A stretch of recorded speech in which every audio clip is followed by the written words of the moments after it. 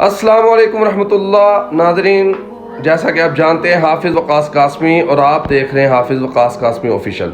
मेरे मोहतरम प्यारे भाइयों, मैं आपके लिए एक ऐसा फरमान रसूल सल्लल्लाहु अलैहि वसल्लम लेकर आया हूँ जिसकी हमारे मुआशरे में बहुत ज़्यादा इस वक्त ज़रूरत है।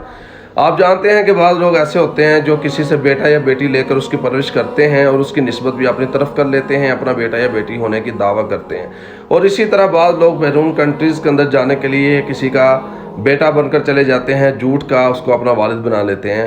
और बाज़ लोग ऐसे होते हैं जिनकी ज़ात बरादरी छोटी होती है, लेकिन वो अपने आप को ऊंचा दिखाने के लिए अपनी ज़ात और बरादरी और कौम कबीला बदल लेते हैं। ऐसे लोगों के बारे में सही बुखारी के अंदर प्यारे पैगम्बर इस्लाम का फरमान मौजूद है कि जो किसी और का बेटा होने का दावा करे जिसका बेटा नहीं है वो, तो उसने कुफर किया। और जो किसी ऐसी कौम की तरफ अपने नस्ब को करे जिसके साथ उसका कोई ताल्लुक़ नहीं है, तो वो अपना ठिकाना जहन्नुम के अंदर बना ले।